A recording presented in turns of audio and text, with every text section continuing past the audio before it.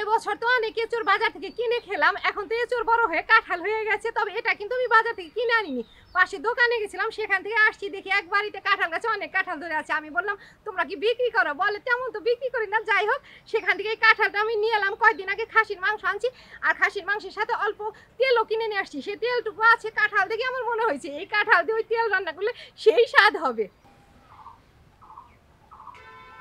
এমনিতে তো এঁচোর বাজার থেকে কিনে নিয়ে আসি, এ বাজার সে বাজার ঘুরতে ঘুরতে এঁচোর একটু শুটা হয়ে যায়, আঠাটাও কমে আসে। তবে এটা তো ফ্রেশ একদম গাছ থেকে পেরে আনলাম, আঠা একদম প্রচুর পরিমাণে হবে। এটা কাটতে একটু আয়োজন করতে হবে, কাপড়, জল, সর্ষের তেল নিয়ে আসি, তারপরে কাটবো। বটিটা তো ছোট, কাঁঠাল এটাতে কাটা যাবে না। কাটা যাবে, একটু কষ্ট হবে। হাত দা নিয়ে আসছি, মাছ বরাবর এটাতে 2 টুকরা করে নেব। বড় মিষ্টি কুমড়া আনলেও এভাবে কাটি।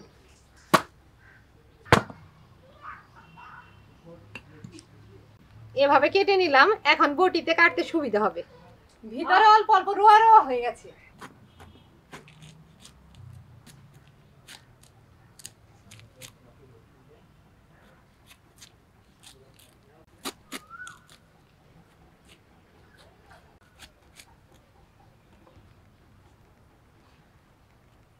কাঁঠালে এমন ভাবে পরিষ্কার করে নিলাম, আগে খোসা টোসাগুলো ফেলে দিয়ে আসি, তারপরে কয়েকবার ধুয়ে ছোট ছোট করে কাটবো।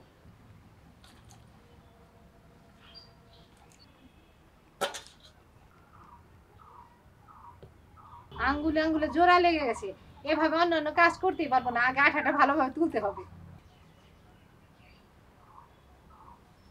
এখানে আদা, রসুন, পেঁয়াজ নিয়ে এলাম, এগুলো ছিলে নেই।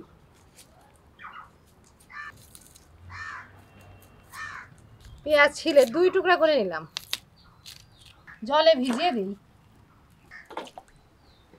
রান্নার জন্য যতটুকু পেঁয়াজ লাগবে ছিলে নিলাম, এখন আদাটাও ছিলে নেই।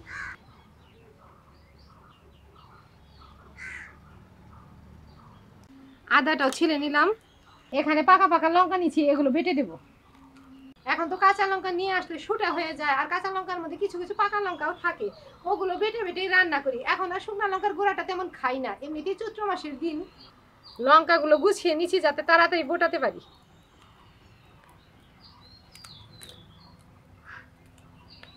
সবকিছুই মোটামুটি পরিষ্কার করে নিলাম, রসুনটা করলাম না, এটা খুকি ছিলে দেবে। আমি উনুনটা জ্বালিয়ে নিই। ঠিক আছে, দাও ছিলে দিই।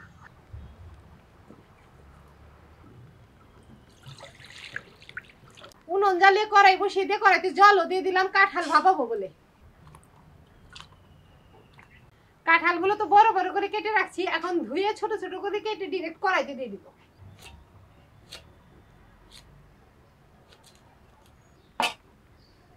এটা বেশ বড়, আগে লম্বা লম্বা কেটে নেই। এখন এই দিকে কাটি।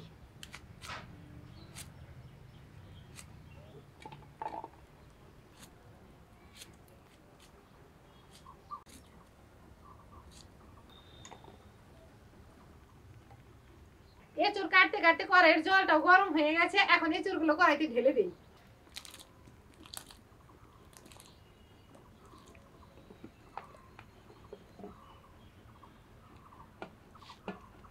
এঁচড়ের উপরে অল্প নুন হলুদ দিয়ে দিব, হলুদে এঁচড়ের কষ্টটা উঠে যাবে আর নুনে তাড়াতাড়ি সেদ্ধ হয়ে যাবে। নুন, হলুদ গুঁড়ো একটু নেড়ে মিশিয়ে দেই। রসুনের কোয়াগুলো ধুয়ে নিলাম। রসুন, লঙ্কা, সাথে আদা পেঁয়াজগুলো নিয়ে একসাথে বেটে নেব। আগে পেঁয়াজ রসুনগুলো বাটবো। পেঁয়াজ পাটাতে নিলাম, ছোট করে কাটিনি, একটু থেতে নিতে হবে। রসুনের কোয়াগুলো নেব।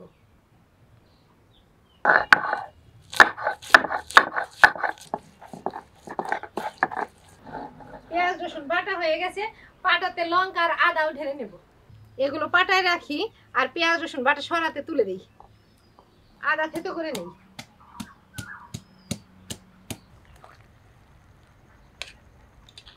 মশলা বাটাবাটি হয়ে গেল, এখন ফোড়নের পেঁয়াজগুলো কুচি করে রাখি।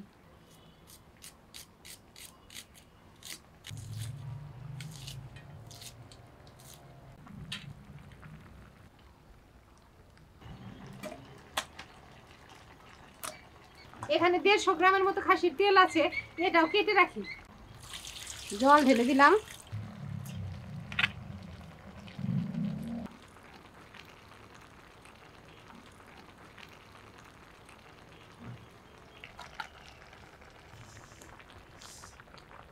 কাঁঠাল ভাপানো হয়ে গেছে, এখন ঝরা দিয়ে দিব।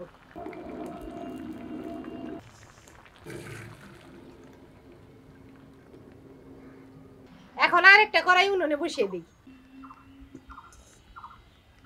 এখন তো আমরা এঁচড় রান্না করলে এঁচড় ভাপিয়ে একটু ভেজে নেই, সেটা তো বাজারের এঁচড় থাকে, আর এটা তো তরতাজা একদম ফ্রেশ এঁচড়। আর আগে আমার মা ঠাকুমাও যে গাছ থেকে এঁচড় পেরে রান্না করতো, তা আলাদা করে আর ভাজতো না, একবারে রান্না বসিয়ে দিত। আজকে আমি তেমন ভাবেই করবো। ফোড়নের জন্য গরম কড়াইতে সর্ষের তেল দিয়ে দিলাম, আর ফোড়নের সবকিছু রেডি করে নিয়েছি। গরম তেলে আগে শুকনো লঙ্কা, তেজপাতা, গোটা জিরে, গরম মশলাই দেবো। এগুলো হালকা ভেজে নিলাম, এখন পেঁয়াজ কুচি দিই। আগে বাটা মশলাগুলোই কড়াইতে দেবো, পেঁয়াজ, রসুন, আদা, লঙ্কা বাটা।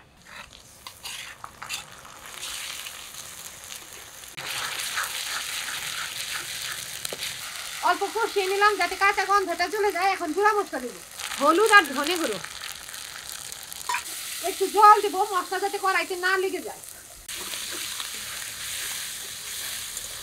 আজকে আর লঙ্কার গুঁড়ো দেবো না, লাল লাল লঙ্কা এতগুলো বেটে দিচ্ছি, আর লঙ্কার গুঁড়ো দিতে হবে না। একটু নুন দিয়ে ভাপিয়ে নিয়েছি, অল্প নুনই দেবো। মশলা ভালোভাবে কষিয়ে নিলাম, মশলা থেকে তেলও ছেড়ে দিচ্ছে। এখন এঁচড়গুলো দিয়ে দিচ্ছি, ঝরা দিয়ে রেখেছি, জল ঝরে গেছে। এখন সবগুলোই মশলার উপরে ঢেলে দিব। এখন মশলার সাথে ভালোভাবে মিশিয়ে মিশিয়ে কষিয়ে নেব।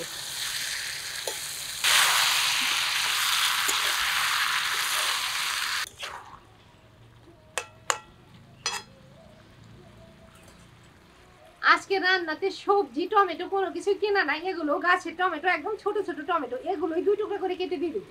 বড় টমেটো দিলে তো একটা দেই, এখান থেকে সবগুলো দিব না, 4টে টমেটো দিব।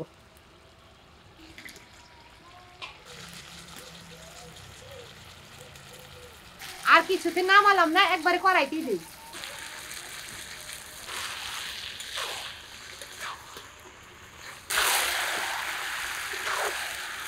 এঁচড় মশলার সাথে ভালোভাবে কষিয়ে নিলাম। এখন এই কষানো এঁচড়ের উপরে খাসির তেলটুকু দেব।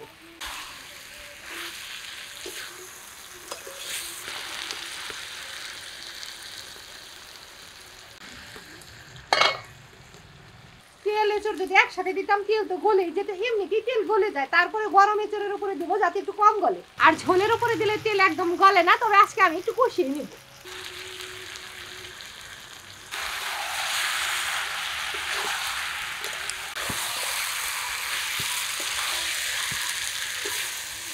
তেল এঁচড় একদম হাই হিটে ভালোভাবে কষিয়ে নিলাম। এখন ঝোলের জল দিব, ঝোলের জলটা আমি গরম জল দিব, গরম জল বসিয়ে দিয়েছি।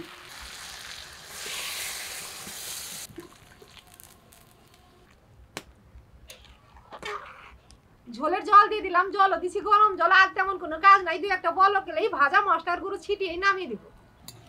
বলক আসতে শুরুই করে দিয়েছে, গরম জল যে।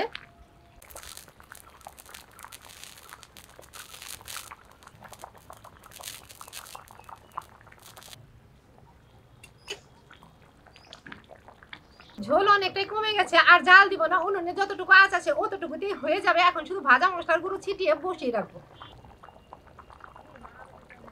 এখানে সব মশলা ভেজে গুঁড়ো করে নিয়েছি, জিরে, গরম মশলার মধ্যে যেগুলো থাকে সবকিছুই আছে। মশলাটা ছড়িয়ে দিলাম।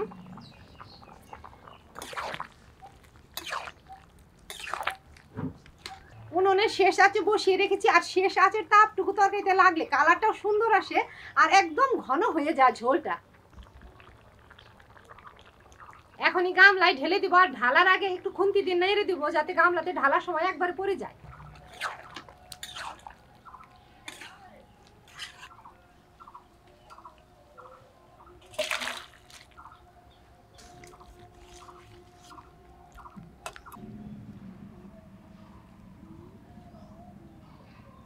কাঁঠাল পাশের বাড়ি থেকে পেরে নিয়ে এসে কেটে বেছে রান্না করলাম।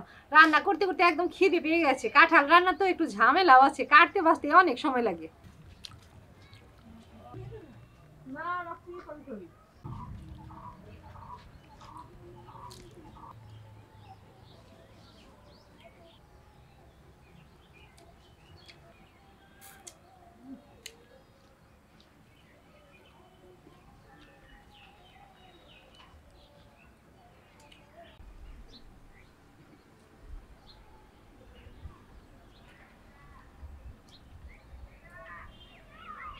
আজকে মা খাসির তেল দিয়ে এঁচড় রান্না করছে, আর গাছের ফ্রেশ এঁচড় তো একদম নরম হয়ে গেছে, একদম নরম নরম হয়েছে, তরকারিটা সেই স্বাদ হয়েছে। তো বন্ধুরা এই ছিল আজকের রান্না, খাসির তেল দিয়ে এঁচড় রান্না করলাম। আশা করি তোমাদের ভালো লেগেছে।